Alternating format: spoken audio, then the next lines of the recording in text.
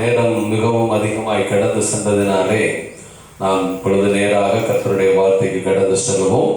சோதர வாசிக்கலாம். ஏசாயா தீர்க்கதரிசியின் புஸ்தகம் 49ஆம் அதிகாரம் 5வது வசனத்தை ஒரு வாசிக்க கேட்போம்.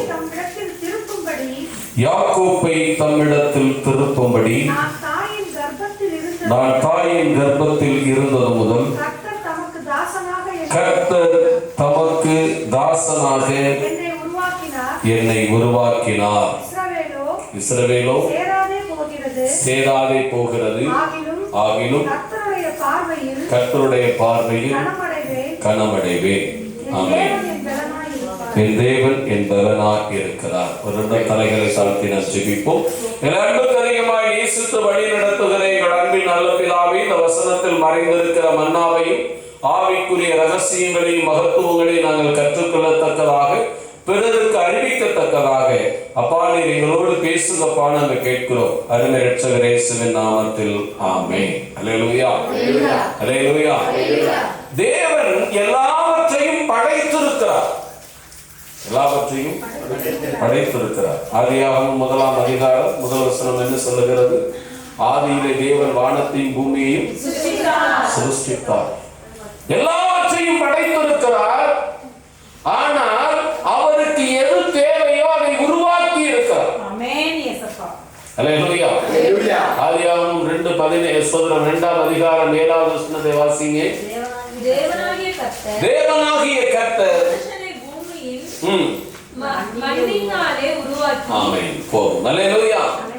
படைப்பு என்பது ஒரு புறம் இருக்கிறது. அந்த படைப்புக்குள்ளே தேவ சித்தம் உருவாக்கப்படுகிறது. சபையில் இருக்கிறோம், சபையில் தான் தீர்க்கதரிசிகள் உருவாக்கப்படுகிறார்கள், சபையில் தான் விசுவாசிகள் உருவாகிறார்கள், சபையில் தான் மூப்பர்கள் உருவாகுகிறார்கள். அல்லேலூயா. அப்ப சபை எப்படி இருக்க வேண்டும்? உருவாக்குகிற இடமாக இருக்கிறது. அல்லேலூயா. வேதம் தெளிவாக ஒரு காரியத்தை முன்வைக்கிறது. தேவன் எப்படி உருவாக்குகிறாராம்? தாசனாக உருவாக்குகிறார். தாசன் என்றால் என்ன? முழுவதுமாக அவன் தேவனுக்காக ஓடக்கூடிய ஒரு மனுஷன். நீ கூகுள்ல போய் தாசன் அடிச்சு பார்த்தீங்கன்னா வேலைக்காரன் பல பெயர் இருக்கிறது. ஆனால் அதிலே ஒரு பெயர் இருக்கிறது, முழுவதுமாக ஒப்பு கொடுத்தவர். அல்லேலூயா. ஆண்டவர் சொல்றாரு தாசனாக உருவாக்குகிறார். தாசனாக உருவாக்குகிறார். எங்க உருவாக்குகிறாரு? தாயின் கருவிலிருந்தே தேவன் உருவாக்குகிறார். எதற்காக என்றால் 6வது வசனத்தை வாசிங்க. ஆமென். அவனுக்கு ஒரு வேலை இருக்கிறது. அந்த வேலை என்னவா இருக்கிறது என்றால் கோத்திரங்களை எழுப்ப வேண்டும். என்ன செய்யணும்? நீ போய் ஜாதகம் பார்க்கணும் போய் கேட்டீங்கன்னா உங்க கோத்திரத்தை சொல்லுவா. தெரியுமா? சொல்லுவாங்களா இல்லையா? யாராக இருந்தாலும் அந்த கோத்திரங்கள் சொல்லப்படும். ஆனா இங்க வேதம் சொல்லுகிறது, எந்த கோத்திரமாய் இருந்தாலும் கர்த்தர் எழுப்ப வேண்டும். எப்படி கொண்டு வந்து சேர்க்கிறாரு பாருங்க. கோத்திரங்களை எழுப்பவும். பாயிண்ட் நம்பர் 1, இஸ்ரவேலை காக்கப்பட்டவர்களை திருப்பவும். நீ எனக்கு தாசனாய் இருப்பது போதும். அல்லேலூயா. இந்த தாசனுக்கு 2 வேலை கொடுத்திருக்கிறார். ஒன்று எழுப்ப வேண்டும், ஒன்று இன்னொன்று திருப்ப வேண்டும். அல்லேலூயா, அல்லேலூயா.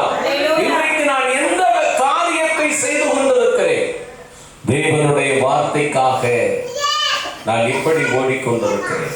அல்லேலூயா, அல்லேலூயா.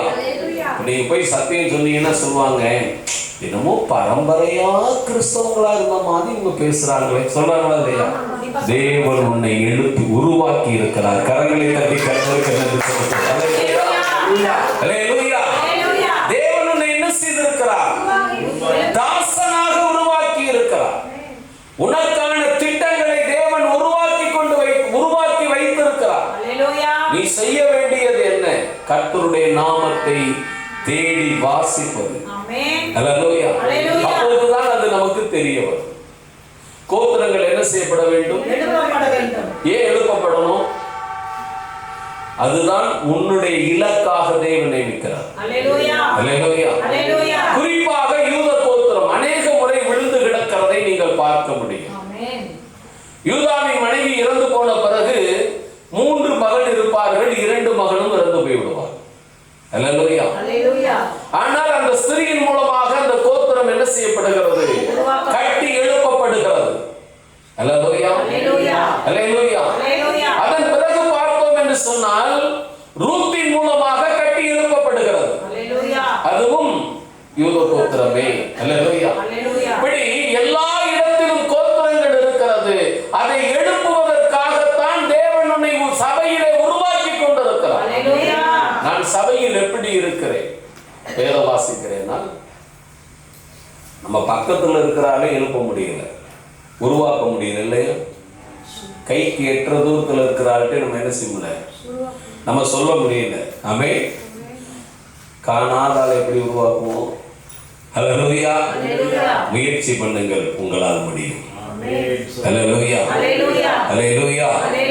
இப்ப சொல்றாரு, கோத்திரங்களை என்ன செய்யணும்?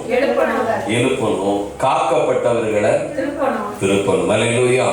வாசிக்கலாம். யோவான் புஸ்தகம் 9ஆம் அதிகாரம் 27வது வசனத்தை வாசிங்க. அவன் பிரதியுத்தரமாக முன்னமே உங்களுக்கு சொன்னேன், நீங்கள் கேளாமல் போனீர்கள், மறுபடியும் கேட்க வேண்டியதென்ன? அவருக்கு சீசராக உங்களுக்கு மனதுண்டோ என்றான். அப்பொழுது அவர்கள் அவனை வைது, நீ அவனுடைய சீசன், நாங்கள் யாருடைய சீசர்கள்? மோசேயினுடைய சீசர். இதான் காக்கப்படுற ஆளு. ஆமே, யாருன்னு இப்ப எலியா பார்த்து எலிசாவை உருவாக்குனார். எலிசா என்ன கேட்டாரு? சால்வையை முறுக்கி யோர்தான் நதியில் அடிக்கிறார்கள். எலியாவின் தேவன் எங்கே? இதுதான் பாயிண்ட். இதுதான் பாயிண்ட்.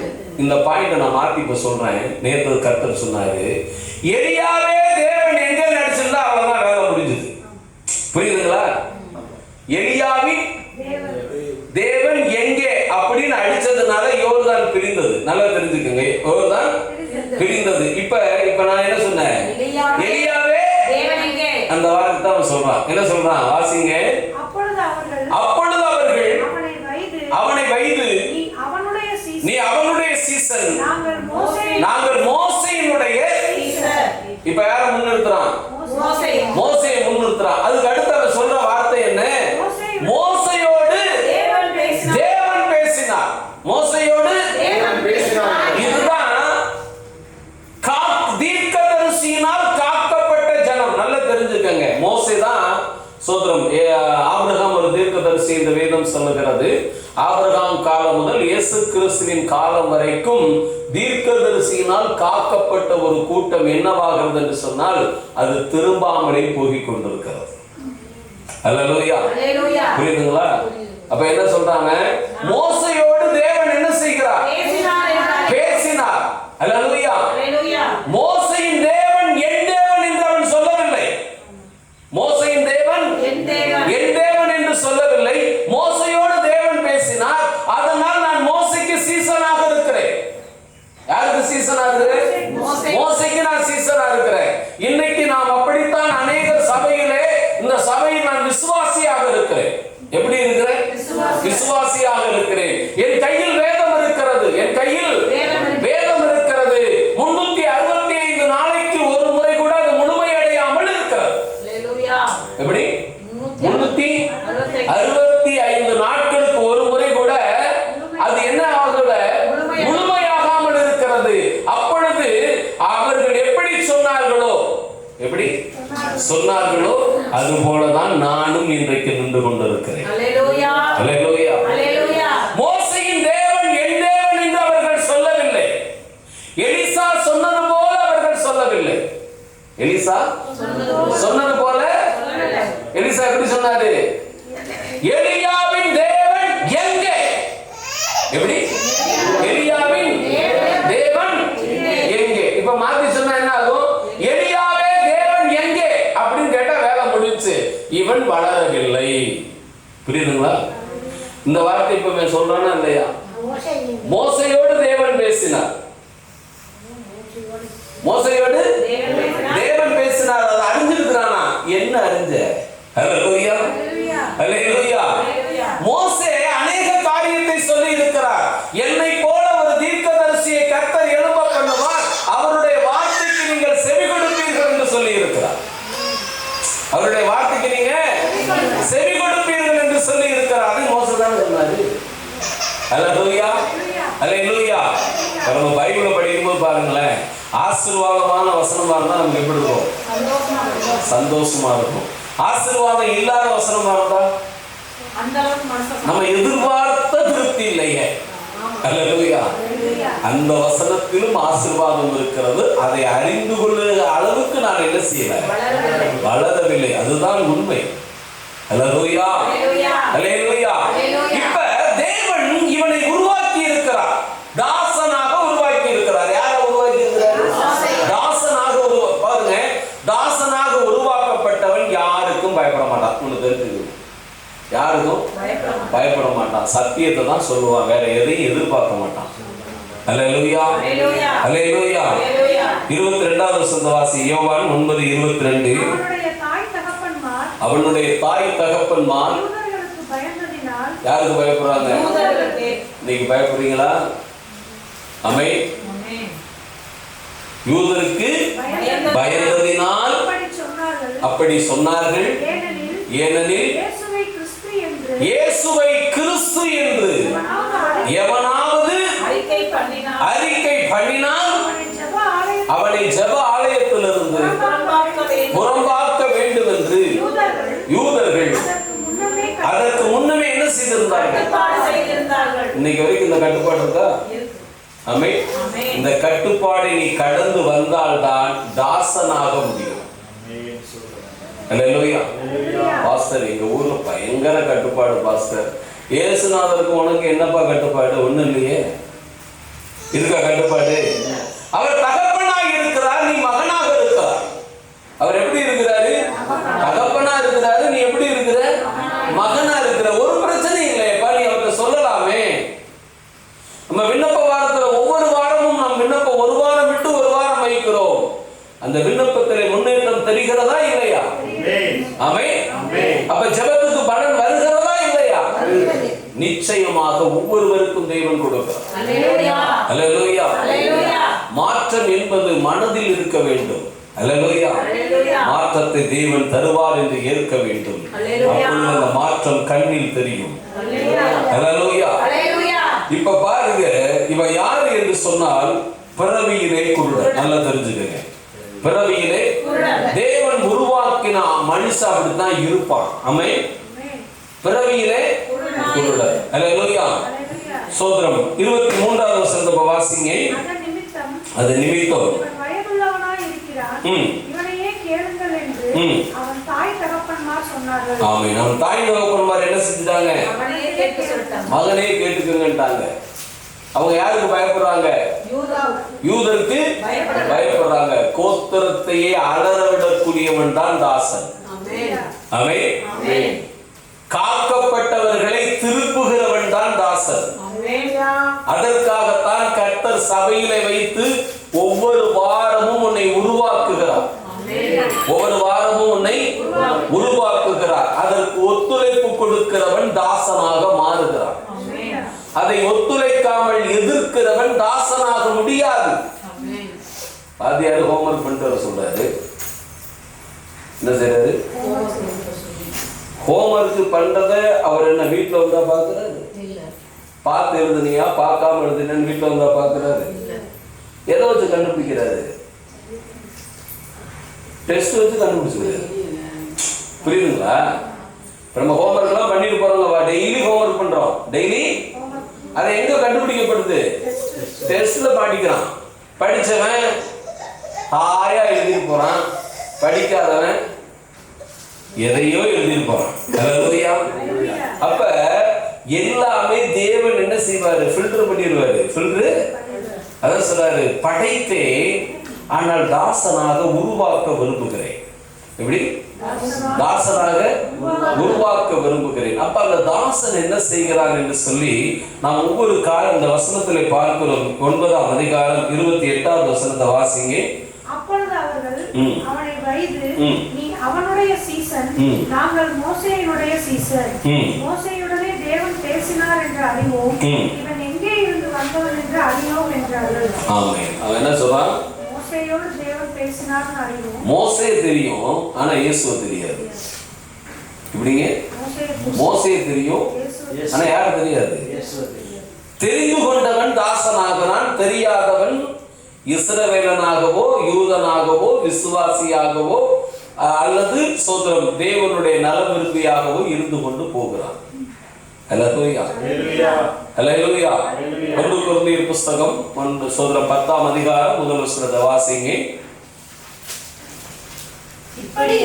இப்படி இருக்க சகோதரரே, நீங்கள் எவைகளை அறிய வேண்டும் என்கிறீர்களோ, நம்முடைய பிதாக்கள் எல்லோரும் மேகத்தின் கீழாய் இருந்தார்கள், எல்லோரும் சமுத்திரத்தின் வழியாய் நடந்து வந்தார்கள், எல்லோரும் மோசைக்குள்ளாக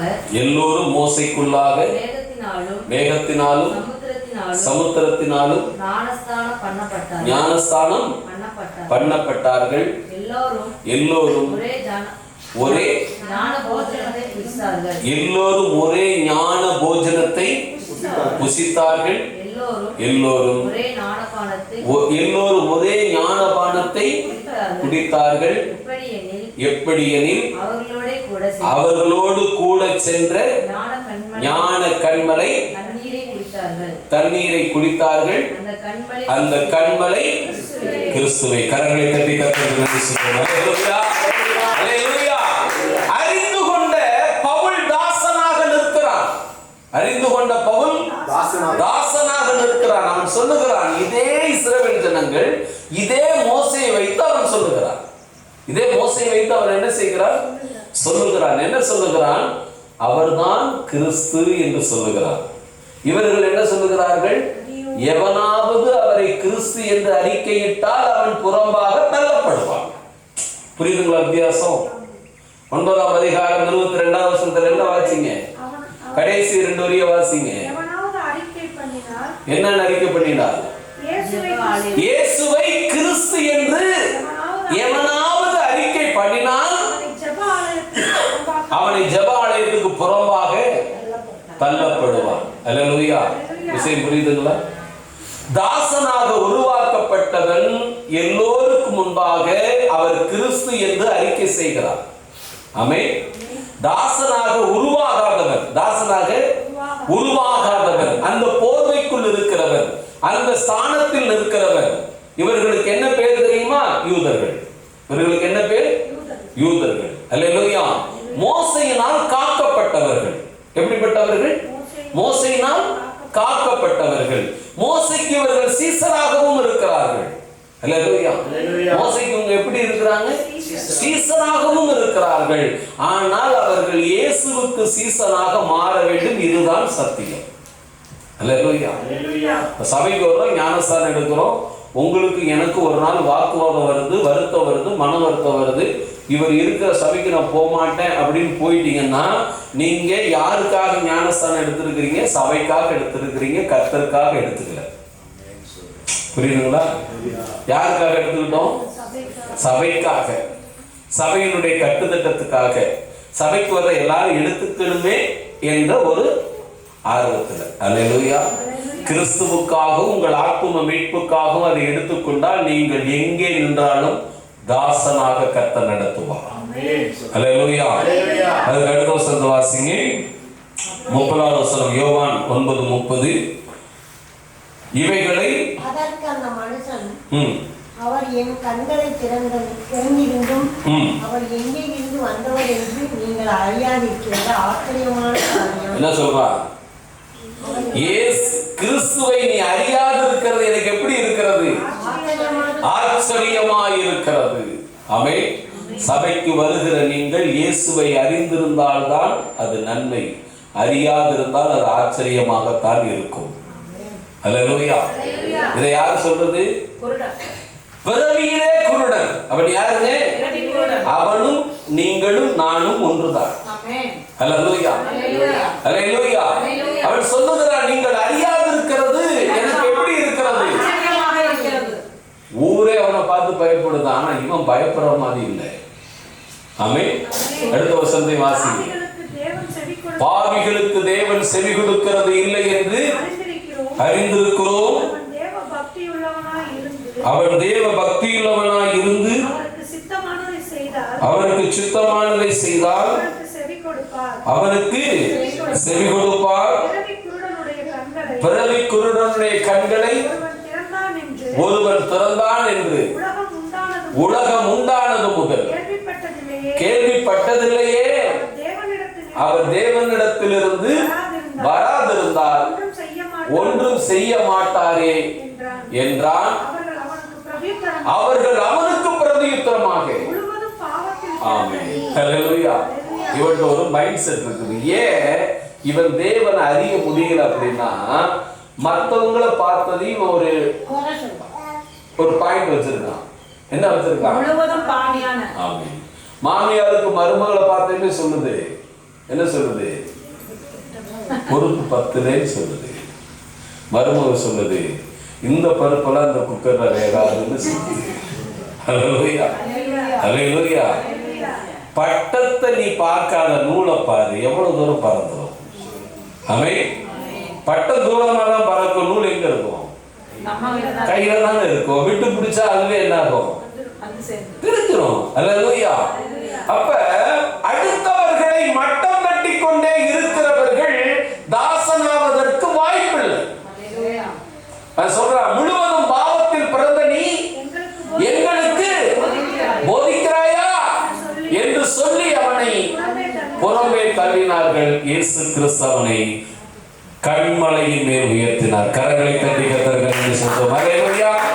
அல்லேலூயா. காரணம் என்ன? அவன் கண்ணை கர்த்தர் திறந்திருக்கிறார். அல்லேலூயா. அவர் சொன்னா, நான் பிறவியில இருந்து அப்படித்தான் இருந்தேன், ஆனா இப்ப அப்படி இல்லை. நான் பிறந்ததுல இருந்து ஏதோ ஒரு ஆராதனையை பண்ணிக்கிட்டு இருந்தேன், ஏதோ ஒரு இடத்துல இருந்தேன், ஆனா இன்னைக்கு சோத்ரம் என் ஆத்தும நேசரை நான் காண்கிறேன். அல்லேலூயா. இயேசு கிறிஸ்துவுக்கு என்ன பேரு? ஆத்தும நேசர். அல்லேலூயா. உனக்குள்ள இருக்கிறது என்ன? ஆத்துமா. அல்லேலூயா. அவரை நீ பார்க்க முடியும், அவரோடு பேச முடியும், அவர் உனக்காக என்ன செய்கிறார் என்பதை நீ கண்டறிய முடியும். அதைத்தான் ஏசாயாவிலே சொன்னார், உன்னை தாசனாக என்ன செய்திருக்கிறேன்? உருவாக்கி இருக்கிறேன். நீ கோத்திரங்களை என்ன செய்ய வேண்டும்? எழுப்ப வேண்டும். அடுத்ததாக காக்கப்பட்டவர்கள். யார் அவர்கள்? தீர்க்கதரிசிகளால் காக்கப்பட்டவர்கள். தீர்க்கதரிசிகளால் காக்கப்பட்டவர்கள், அவங்களுக்கு ஒரு விஷயம் இருக்கிறது. அடுத்ததாக தேவனை தேட வேண்டும். தீர்க்கதரிசியை தேடுவதிலே பிரயோஜனம் அல்ல. அதைத்தான் நாம் பார்க்கிறோம். எலியா சோதரம் எலிசா கேட்கிற வார்த்தை எலியாவை பார்த்தல்ல. எலியா அந்த இடத்துல இல்ல. எலியா அந்த இடத்துல இல்ல. அவர் என்ன கேட்கிறாரு? எலியாவின் தேவன் எங்கே? அதே வார்த்தையை மாத்தி கேட்டிருந்தா அவர் அவுட்டு. எலியாவே தேவன் எங்கே? புரிஞ்சு போச்சா? ஏதாவது வித்தியாசம் இருக்காங்க? எலியாவே தேவன் எங்கன்னா இவர்தான் பிரிஞ்சிருக்காது, கர்த்தர் வந்திருக்க மாட்டார். அல்லேலூயா.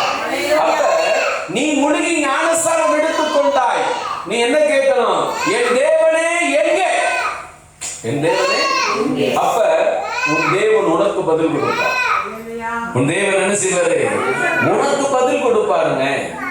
அதாவது எந்த ஒரு விஷயத்தையும் நீங்கள் என்ன செய்ய வேண்டும் என்றால், உங்கள் குடும்பத்துக்கு ஏற்றவாறு அதை ஒழுங்குபடுத்திக் கொள்ள வேண்டும்.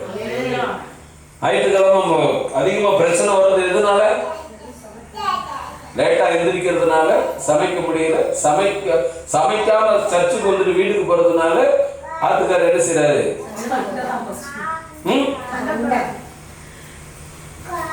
அவர் நீங்க நினைக்கிறீங்க அவரை ரஞ்சிதமே ரஞ்சிதமே அப்படின்னு சொல்லணும்னு. ஆமென். ஆனா அவர் வேற என்ன செய்யறாரு? அவர் என்ன சொல்றாரு?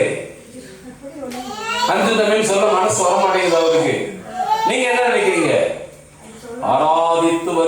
என்னை தூசிக்கிற நீ யாராக இருக்க வேண்டும் தெரியுமா? நீங்களே அந்த இடத்துக்கு கொண்டு போயிருங்களா?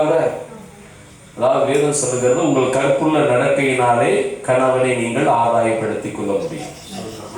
எப்படி? கற்புள்ள நடக்கையா? என்ன நடக்கை? கற்புள்ள நடக்கை என்ன? உங்களுக்குரிய குடும்பத்தின் காரியங்களை செய்வது. இவன் பாருங்க, அதே ஊர்ல பிச்சை கேட்ட சார் ஆள் யாருங்க? அதே ஊர்ல பிச்சை எடுத்தவன் தான். அநேகர் கேட்கிறாங்க, இவன் இந்த ஊர்ல பிச்சை எடுத்தவன் தானே, அவனை போல இருக்கிறான் தானே, அப்படித்தானே பேசிக்கிட்டாங்க. அவன் தான் சொன்னான், ஐயா நான் தான் பிச்சைக்காரன் தான் நானு. அல்லேலூயா.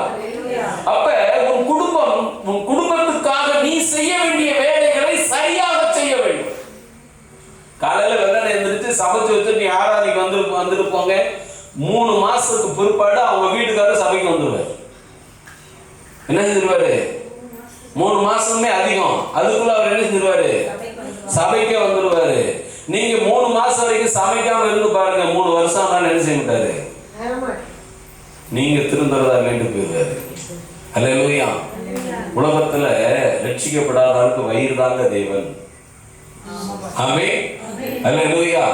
சமயத்தில் நமக்கு அப்படித்தான் ஆயிருது. அல்லேலூயா. அதனால நீங்கள் அதை சரியாக கையாளுகிற போது இவன் சொன்னா என்ன சொன்னா தெரியுமா? நீங்களும் அவருக்கு சீசராக விரும்புகிறீர்களோ? அடுத்த வசனத்தை வாசிங்க. முழுவதும் பாவத்தில் பிறந்த நீ அவனை கண்டபோது நீ தேவனுடைய குமாரனிடத்தில் விசுவாசமாய் இருக்கிறாயா என்றார். அதற்கு அவன், ஆண்டவரே, அவரிடத்தில் நான் விசுவாசமாய் இருக்கும்படி அவர் யார் என்றான். இயேசு அவனை நோக்கி, நீ அவரை கண்டிருக்கிறாய், அவர் உன்னுடனே பேசுகிறவர் அவர்தான் என்றார். கரங்களை தட்டி அவன் வாழ்க்கை எப்படி இருக்கும் என்று சொல்லி ஒரே ஒரு வசனத்தை வாசித்து நாம் பார்க்க போகிறோம். அதே ஏசாயா தீர்க்கதரிசியின் புஸ்தகம் 49ஆம் அதிகாரம் 10வது வசனத்தை வாசிங்க. அவர்கள் பசியாய் இருப்பதும் இல்லை, தாகமாய் இருப்பதும் இல்லை, உஷ்ணமாகிலும் வெயிலாகிலும் அவர்கள் மேல் படுவதும் இல்லை. அவர்களுக்கு இறங்குகிறவர் அவர்களை நடத்தி அவர்களை நீரூற்றுகள் இடத்திற்கு கொண்டு போய் விடுவார். கரங்களை தட்டி கர்த்தருக்கு நன்றி சொல்றோம். ஹல்லேலூயா. ஹல்லேலூயா. உன்னை தேவன் நடத்துவார். உன்னை தேவன் எங்க நடத்துவார்? ஆசீர்வாதம் இருக்கிற இடத்துக்கு நடத்தி கொண்டு போவார். ஆத்தும ஆதாயம் இருக்கிற இடத்திற்கு நடத்தி கொண்டு போவார். உன்னையும் உன் குடும்பத்தையும் ஆதாயப்படுத்துவார். ஹல்லேலூயா. உன்னையும் உன் குடும்பத்தையும் ஆதாயப்படுத்துவார். 20வது வசனத்தை வாசிங்க. அதிலே பிள்ளைகளை குறித்து உனக்கு உண்டாயிருக்கிற இடம் எங்களுக்கு நெருக்கமாய் இருக்கிறது, நாங்கள் குடியிருக்கும்படி கொஞ்சம் விலகி இரு என்று உன் காதுகள் கேட்க சொல்வார்கள். அல்லேலூயா. நீ உன் குடும்பத்தை மாத்திரமல்ல, அநேகரை ஆதாயப்படுத்தும்படிதான் கர்த்தர் உன்னை தாசனாக உருவாக்கி கொண்டிருக்கிறார். எப்படி உருவாக்கிட்டு இருக்காரு? தாசனாக. இப்ப நான் என்ன செய்யறேன் தெரியுமா? சீசனா உருவாக ட்ரை பண்ணிட்டு இருக்கேன். நாங்கள் மோசேயினுடைய சீசர்கள், நாங்கள் எலியாவினுடைய சீசர்கள், நாங்கள் யோவானுடைய சீசர்கள், நாங்கள் பேதுருவினுடைய சீசர்கள். இப்ப நீ தாசனாகணுமா, இல்ல இயேசுவுக்கு தாசனாகணுமா, அல்லது இப்படி வேதத்தில் சொல்லும் கிருபை வரம் பெற்றவர்களுக்கு சீசனாகணுமா? இயேசுவுக்கு தாசனாகிறவர்கள் அவர்கள் வெயில் ஆளுமைப்படுவதில்லை. இந்த உலகத்தின் அதிகாரம் அவர்களை தொடுவதில்லை. தொட்டாலும் அவர்களுக்கு அது எந்த ஒரு பாதிப்பையும் தருவதில்லை. அல்லேலூயா. தெளிவாக சொல்லுகிறது, நீரூற்றுக்கள் இருக்கிற இடத்திற்கு கொண்டு போய் விடுவார். அந்த இடம் எப்படி இருக்கிறதா? நெருக்கமுள்ள இடமாக இருக்கிறது. உன் காதுகளே சொல்லுவாங்க, சிஸ்டர் கொஞ்சம் முன்னாடி தள்ளி உட்காருங்க, இடம் இல்லை. அல்லேலூயா. அல்லேலூயா. அப்படிப்பட்ட ஆத்தும ஆதாயத்தையும் அப்படிப்பட்ட ஆசீர்வாதத்தையும் கர்த்தர் உங்களுக்கும் உங்கள் பிள்ளைகளுக்கும் செய்ய வல்லவராய் இருக்கிறார். நாம் முழங்கால் படியிடுவோம். பிரைஸ் எல்லாம் நாம் ஜெபிப்போம். எல்லாருக்கும் நேசித்து வழி நடத்துகிற எங்கள் அன்பின் நல்ல பிதாவே, இந்த நாட்களிலே கேட்ட வார்த்தையின்படி இங்கே வந்திருக்கிறவருடைய பிள்ளைகள் ஒவ்வொருவரையும் நீ கர்த்தாவே ஸ்தோத்திரம் ஆண்டவரே